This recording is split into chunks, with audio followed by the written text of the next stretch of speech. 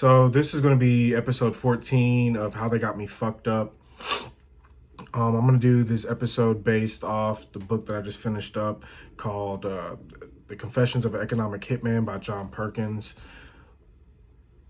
Pretty much, Mr. Perkins claims that he worked for a private equity firm, and that there's many of these firms domestically and internationally. And pretty much they're an extension or arm of the intelligence community, especially like the CIA and the NSA, and how even at his early ages, kind of leaving around the time of college, while he was going to school to get an economics degree, he was pretty much approached by different people in the intelligence community. He even dated a girl whose family was in the intelligence community. And they ultimately recruited him because he spoke Spanish. He had went off to the Peace Corps, went to Latin America, and they loved this idea about him being able to do that. And so when he came back, he ended up joining a private equity firm.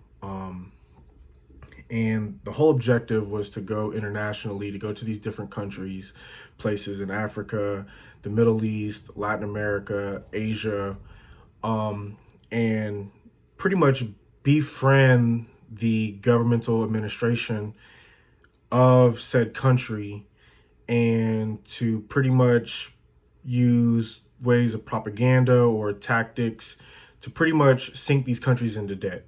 And they portrayed this as like good debt. So if you allow us to come in, we'll be able to build these electrical grids. It's going to pretty much boost the productivity. It's going to boost the economic mobility of your people. It's going to be great. Kind of with the same thing that China's doing in Africa and South Asia. Kind of like the Belt and Road Initiative, or so pretty much, for exchange for XYZ, so usually resources, whether, it's minerals, gold, silver, food, some kind of commodity, something that could be something of value, the resource that whatever country offers. In exchange, we will modernize you with electricity, roads, bridges, and, different ports or bases or airports or whatever they're lacking. So they send in this team of these private equity firm guys, and they're like, and the whole objective is to get these countries into debt, so that they end up becoming pretty much socialist countries.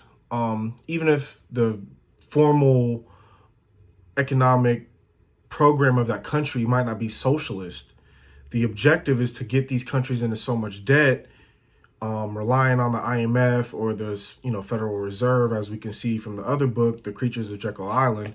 All of these are extensions. And so when you look at this, are we really perpetuating democracy, or are we really just neo-colonizing other countries and their resources? Because we can't just literally invade a country without some kind of excuse and just take their resources, or we can't just invade a country and claim it as a territory now. Kind of like what Great Britain did with India, what the French did with parts of Africa, what Spain did with parts of Latin America. So what we do now is, hey, in exchange for this, we'll give you this. And ultimately, it's for the betterment of the big corporations here. Has nothing to do with our foreign domestic policy to keep us safe, to make sure that America has, it's not even America first agenda with these corporations, with these financial advisors, with these economic hitmen. The whole objective is to protect the American oligarch.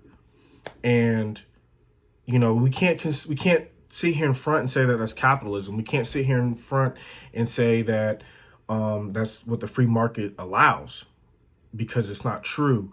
Ever since the Supreme Court made the decision of Citizens United, you can't sit here and say that money has a voice in politics and claim to be an originalist or claim to love the founding fathers, because when you actually read what the founding fathers were writing, many of them were against the central bank, or they were against, the will of the rich.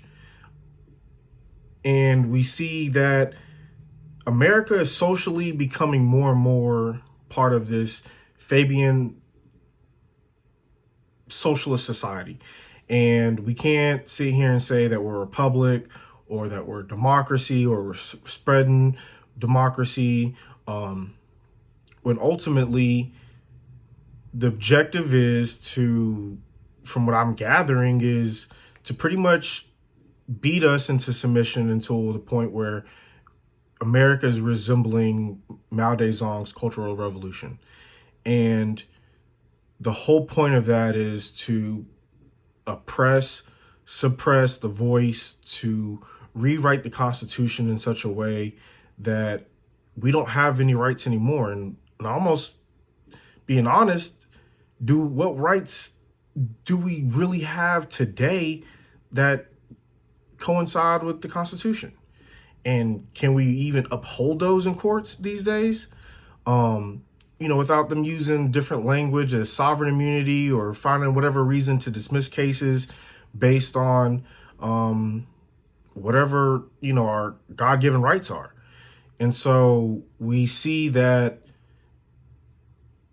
it's what many are calling today the Matrix. And we have to wake up. We have to avoid the Matrix at all costs. We have to wake up as many people as possible. Everybody is not going to wake up. There's going to be many, agents running around here. There's going to be many people still plugged in. But at this point, there has to be some kind of resistance to this mentality. Because if America truly falls, the rest of the world is going to fall. So, and every day, these politicians and these corporations and these elitists and these bourgeoisie, whatever you want to call them, ultimately they're oligarchs. They don't really have an America First agenda. That's why every last one of both parties are sold out to China. But once we truly fall, the rest of the world's going to fall. And it's at a point, are we just going to let that happen? Or I don't know. That's for the people to decide. But if not, have an exit plan, contingency plan, figure out a way to, capitalize on what you can and leave hey, could be the end, could be the beginning of something new.